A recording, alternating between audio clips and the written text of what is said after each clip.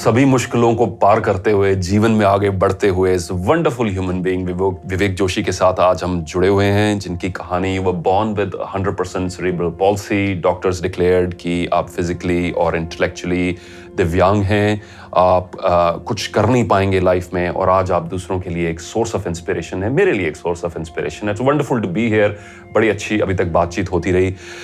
विवेक, मैं as a motivational speaker 12 साल हो गए हैं। कंपनीज को टॉक्स देता हूँ, यंगस्टर्स को टॉक देता हूँ, यूट्यूब वीडियोस बनाता हूँ, 1-to-1 सेशंस करता हूँ। कितनी क्वेरीज आती हैं हमारे पास।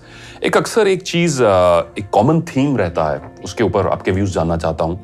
मीनिंग ऑफ लाइफ यंगस्टर्स में आती हैं, हाउस वाइफ्स में आती हैं, खास करके जिन लोगों के पास थोड़ा टाइम ज़्यादा होता है, सीनियर सिटीजन से आती हैं। भाई लाइफ का मीनिंग नहीं रहा, मैं रिटायर हो गया हूँ, तो जीवन में मीनिंग की कमी है, मैं क्यों, किस चीज के लिए जी रहा हूं।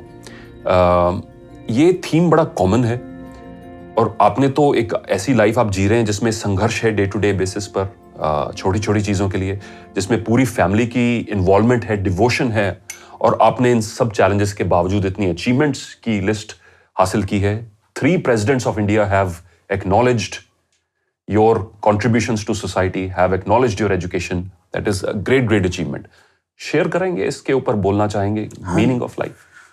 लाइफ का मीनिंग मेरे लिए तो ब्यूटीफुल है। जब सुबह उठते हैं तो मेरी बॉडी काम नहीं करती प्रॉपर्ली, और मुझे लगता है कि अभी भी मेरे बॉडी में पेन चल रही है। अभी पैर में एक जख्म हो रखा है, उसमें मतलब वो कंटिन्यूसली मुझे पेन करता रहता है, पर मैं पेन पर ध्यान नहीं देता। पेन पर ध्यान नहीं देता, क्योंकि अगर पेन पे ध्यान दोगे तो पेन बढ़ती रहेगी। वाह। जिंदगी की खूबसूरती मेरे लिए है कि हमें हर रोज एक पर्पस मिलता है स्माइल करने के लिए। मेरे पास है, मेरे पास 2 पिए परमात्मा ने दिए, मैं उनको देख के मैं स्माइल करता हूँ, और उनके एनर्जी से मैं अपने आप को मोटिवेट करता हूँ। 2 पिए? मेरे पापा और मम्मी। Okay, right. तो वो इतने एनर्जेटिक रहते, तो मुझे लगता है कि मुझे भी कुछ करना चाहिए। और मतलब अगर जिनकी लाइफ में मीनिंग नहीं है, लाइफ ब्यूटीफुल है। हर जगह फूल खिलते हुए देखता हूँ तो मुझे मोहब्बत हो जाती है कि यार ये अपना लाइफ में लाइफ चाहे 1 दिन की हो, चाहे 7 दिन की हो, चाहे 200 दिन की हो, पर पर्पसफुल होनी चाहिए, मीनिंगफुल होनी चाहिए। क्या बात, क्या बात। हमें ये नहीं होना चाहिए कि सिकंदर भी खाली हाथ गया था, और हम कुछ ऐसा करके जाए कि आने वाली सोसाइटी याद करें कि एक बंदा था। मुझे लगता है कि एक भी लाइफ मैंने चेंज कर दी ना, लाइफ मेरी कंप्लीट है। बिल्कुल। क्या सोच है आपकी? इस पे मुझे ये चीज का एहसास हुआ कि पर्पस हमेशा खुद से जुड़ा नहीं होता। कई बार, जैसे आपने कहा कि मैंने किसी और की एक लाइफ चेंज कर दी तो मैं खुद को सफल समझूंगा, तो पर्पस कई बार कुछ दूसरों के लिए करने में इंसान को अपना ज्यादा मिलता है। मुझे लगता है कि खुशी बांटने से बढ़ती है। अगर मैं छोटे छोटे बच्चों को देखता हूँ, जब शाम को मुझे हक करते हैं या मिलते हैं, जब कोई प्रॉब्लम डिस्कस करते हैं, तो मुझे मोटिवेशन मिलती है यार, हाँ आज इनकी प्रॉब्लम सॉल्व करनी है, आज कुछ अच्छा किया। मतलब अगर लाइफ में आपका पर्पस है, कुछ अच्छा करने की मतलब लगन है, तो आपको अच्छे काम करने की प्रेरणा मिलती रहती है। और जिनकी लाइफ में प्रेरणा खत्म हो जाती है, पर्पस खत्म हो जाता है, उनके लिए लाइफ बोरिंग हो जाती है, वो डेड हो जाते हैं। They are like walking dead bodies. मैं व्यूअर्स को ये बता दूं कि 2014 से माधव सेवा सोसाइटी आपने बनाई। 400 से ज्यादा बच्चों को आप पढ़ा चुके हैं। ये जो मनीष शर्मा जी ने जो आंकड़े लिखे थे वो पढ़ के बता रहा हूँ, उनको प्रेरित किए। कितने बच्चों को आपने यहाँ तक सहयोग दिया कि वो नौकरियां तक पहुंचे हैं, वो फॉरेन गए हैं, वो 86% से अबव उन्होंने स्कोर किया है, और इन बच्चों को आप फ्री में पढ़ाते हैं।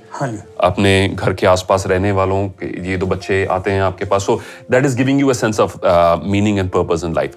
विवेक, जो मेरी इंटरप्रिटेशन है जो आपके आंसर की, 2 या 3 चीजें मैंने इसमें से पकड़ी हैं जो व्यूअर्स के साथ थोड़ा एलैबोरेट करके शेयर करना चाहता हूं, और इनमें खुद भी बिलीव करता हूं पर्सनली। आपने कहा कि फूल खिला हुआ देखते हैं तो आपको लाइफ की खूबसूरती नजर आती है। एक बड़े फेमस थिंकर थे, उन्होंने लिखा कि दूर कहीं सितारा हो तो सितारे को देख के हमें लगता है वाह यार, कुदरत का कितना करिश्मा है, क्योंकि वो दूर है। पर भगवान ने शायद उतनी खूबसूरती एक फूल में भी डाल के भेजी है जितनी एक सितारे में है। उतना ही मैजिक है कहाँ फूल जमीन से मिट्टी में से निकलकर एक इतना खूबसूरत फूल निकल रहा है, उसमें भी उतना ही जादू है जितना वो दूर सितारे में। पर वो जो दूर सितारा है वो हमें ज्यादा अट्रैक्टिव लगता है और अपनी आसपास की चीजों को हम अप्रिशिएट नहीं करते हैं। So I think it's a wonderful message for everyone who is watching. जीवन में छोटी छोटी चीजों में खुशियां ढूंढना सीखें। कई बार व्यक्ति वो बड़ा घर, बड़ी गाड़ी, बड़ा रुतबा, वो बड़ी अचीवमेंट्स के पीछे भागते भागते वो छोटी छोटी चीजों को अक्सर भूल जाता है, मिस कर देता, जैसे आपने कहा। दूसरी चीज जो आपने कही कि पेरेंट्स को देखता हूं सुबह उठ के तो उनको देखकर मुझे एनर्जी मिलती है। And I think it's really important, हमारे सभी दर्शकों के लिए ये मैसेज आपसे आ रहा है जो मैंने कैच किया है, इसको मैं एलैबोरेट कर रहा हूं कि हम अपने जो आसपास लोग हैं उनमें उनसे कैसे पॉजिटिव एनर्जी कैसे लेनी है, इस चीज के ऊपर हम फोकस करें। क्योंकि अगर हम नेगेटिविटी के ऊपर फोकस करेंगे तो वो और बढ़ती जाएगी। जैसे आपने अपनी पेन्स के बारे में आपने बताया कि मैं फोकस कम करता हूं। अब ये नहीं होता कि फिजिकल पेन तो जाती नहीं है, अगर मेरी सरदर्द हो रही है उस टाइम तो अगर मैं उस पर फोकस ना करूं तो वो सरदर्द तो जाने वाली नहीं है, that headache will remain. But जो आपने कहा वो बड़ी अच्छी लगी मुझे चीज कि उस पर अगर मैं फोकस कम करूं, फोकस कम करने का मतलब अपने व्हाट्सएप ग्रुप पे मत डालूं कि आज मुझे सरदर्द हो रही है, अपने इंस्टाग्राम पे फोटो खींच के मत डालूं #हेडेक आज मुझे सरदर्द हो रही है, 4 लोगों को मिलके ये मत बताऊं कि आज मुझे सरदर्द हो रही है। तो मुझे वो दर्द तो रहेगा बट उसकी जो पावर है मुझे रोकने की वो कम होती जाएगी। That's what you are saying I feel, and that's a very powerful message. और एक बात मैं और ऐड ऑन करना चाहता हूँ, जैसे 8 घंटे में सुबह 8 बजे से बैठ जाता हूँ इस व्हील चेयर पे और रात के 10 बजे तक बैठा रहता हूँ। सुबह 8 से लेके रात के 10 तक। हाँ, वो ये पर्पस है कि कोई भी व्यक्ति, चाहे मैं जितना मर्जी बीमार हूँ, एक्सेप्ट माई ऑपरेशन डेज, मैं कभी बिस्तर पे नहीं बैठा। That deserves a round of applause. That does. अगर तुम ये सोच लोगे कि बिस्तर पे बैठना है तो वो जिंदगी ऐसे निकल जाएगी। Absolutely. और कई लोग मेंटली गिव अप कर देते हैं। आपकी जो बातचीत से मुझे ये जो मैसेज क्लियर हुआ वो ये है कि हम किस शरीर में आए हैं ये हमारे हाथ में नहीं है, हमें कैसे जीन्स मिले ये हमारे हाथ में नहीं है, हमारी शक्ल सूरत कैसी है, किसी की हाइट कितनी है, किसी को कौन सी फिजिकल डिसेबिलिटी, किसी को मेंटल डिसेबिलिटी है, ये भगवान के हाथ में, हमारे हाथ में नहीं है। हमारा एटीट्यूड हमारे हाथ में, ये आपसे मैं सीख रहा हूं, that our regardless of the circumstances we get to choose भी इस सिचुएशन को मेरा एटीट्यूड कैसे रहेगा। विवेक, मुझे वो बात बहुत अच्छी लगी जो आपने बोली कि आप सुबह तैयार होके 8 साढ़े 8 एवरी डे अपनी चेयर पे बैठ जाते हो, that is ready for action. I think this is really important. जहां तक हम लाइफ में मीनिंग की या लाइफ में डिसिप्लिन की बात करते हैं, अक्सर काफी सीनियर सिटीजन्स को ऐसे में मिलता हूं और मैंने पर्सनली देखा है, ट्रैक किया है over the course of last so many years, post retirement. और रिटायरमेंट एक इतना खतरनाक शब्द है जो कॉर्पोरेट वर्ल्ड ने हमें दिया कि अब जैसे सॉर्ट ऑफ कि जैसे 60 का पर्सन हुआ, 58 का हुआ, जब उसकी मेंटल इंटेलेक्चुअल फैकल्टीज पीक पे होती हैं तो उसको अब फ्री कर दिया गया। और उस फ्री टाइम को कैसे यूज करता है, I think this is one of the biggest human challenges. How do you use your free time? This is not only applicable to retired people but also to हाउस वाइफ्स, people who stay at home mothers, और कोई भी ऐसा है जिसके पास वक्त ज्यादा है। अपने फ्री वक्त को, आपके फ्रीडम को आप अगर यूज कर पाते हैं या नहीं, अच्छे से यूज कर पाते हैं, this really makes a difference कि आपको लाइफ में मीनिंग नजर आएगा कि नहीं। और जैसे आपने हमारे साथ शेयर किया कि आप सुबह रेडी होके बैठ जाते हैं, ये एक ऐसा डिसिप्लिन होना हर एक की लाइफ में जरूरी है। यही विवेक का मैसेज है आपके लिए in terms of people who want to find more meaning in life. Second thing I want to touch upon which you said was contribution and service. जैसे आपने एक एनजीओ स्टार्ट की है, गरीब बच्चों को आप पढ़ाते हैं फ्री ऑफ कॉस्ट, नीडी बच्चों को शाम को फ्री में उनकी सेवा करते हैं, उनको कंट्रीब्यूट किया है और उनके प्यार से, उनके फीडबैक से आपको लाइफ में और मीनिंग मिलता है। थोड़ा इसके बारे में और बताएं हमें। ये एक्चुअली हुआ क्या था कि मेरा एक्सीडेंट हुआ था। ओके। एक्सीडेंट के बाद मैं 8 महीने बिस्तर पे रहा। अच्छा। तो लाइफ वर्ष से वर्ष पे आ गई थी, बैठ से वर्ष पे आ गई थी और उस समय समझ नहीं आ रहा था कि क्या करूं।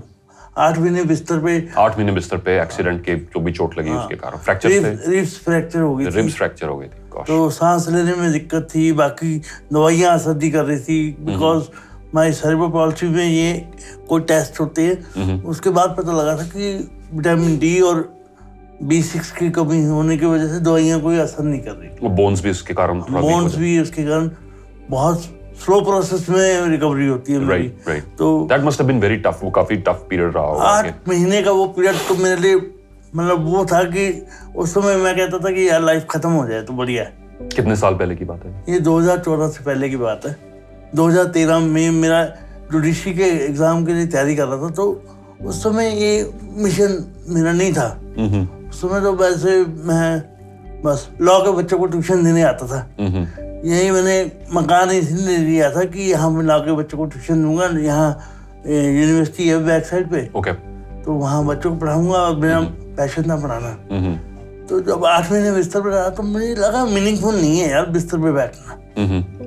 तो वो उन दिनों में मैंने एक मेरी हाउसमेट थी उसको पढ़ाया, उसको 20 साल बाद 10वीं कराई। तो उसके बाद लगा यार जब वो पास होगी तो मुझे लगा कुछ उसने कहा हमारी किस्मत में पोचे है, तो मैं पोचे को पोछ देते तो वो मतलब उसको मैंने पढ़ाया तो मुझे खुशी मिली। राइट। मुझे लगा कि पढ़ाना बहुत ज़रूरी है। तो फिर मैंने पिंड के लोगों को इकट्ठा करना शुरू किया, तो बच्चों को बताना शुरू किया कि मैं पढ़ाता हूँ फ्री ऑफ कॉस्ट। राइट। तो कुछ अपोजिशन भी हुआ, विरोध भी हुआ। वो कहते जी हमारे बच्चे पढ़ के क्या करेंगे। मतलब यहाँ पे सोच कुछ ऐसी, विचारधारा ऐसी हो जाती।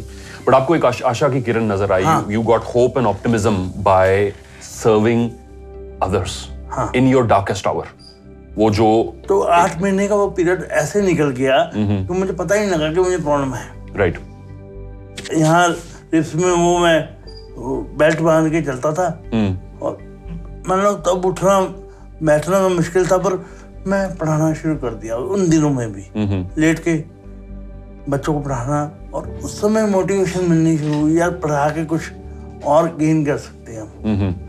तो मुझे लगा कि मैं बहुत हैप्पी फील कर रहा हूँ। राइट।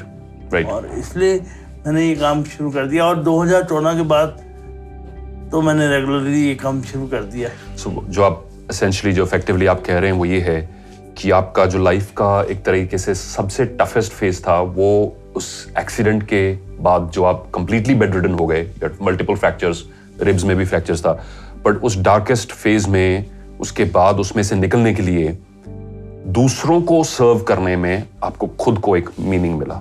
सो जो मैंने इनसे सवाल पूछा था कि लाइफ में मीनिंग कैसे पाया जाए, सेंस ऑफ पर्पस कैसे लाया जाए, शायद मैं भी इस चीज में यकीन करता हूँ विवेक कि एक पर्सन अगर सेल्फ ऑब्सेस्ड हो, सिर्फ अपने के ऊपर ही फोकस कर रहा हो, सब कुछ अपने लिए कर रहा हो, तो उसकी लाइफ में यकीनन मीनिंग की कमी रहेगी, क्योंकि उसका सोच का दायरा, उसका जीने का दायरा बड़ा सीमित है, बड़ा छोटा है। पर जैसे हम उस दायरे को बड़ा करके ह्यूमैनिटी की तरफ, अपने आसपास, कहते हैं ना कि मैं सूरज नहीं राह का दीपक हूं, जितनी मेरी औकात है उतनी रोशनी कर रहा हूं मैं सूरज नहीं, मैं राह का दीपक हूं, जितनी मेरी औकात है उतनी रोशनी कर रहा हूं मैं। तो अपने आसपास से ही जब हम शुरुआत करते हैं कुछ थोड़ा बहुत कंट्रीब्यूट करने की, तो वो उससे हमें भी sense of meaning and purpose मिलती है।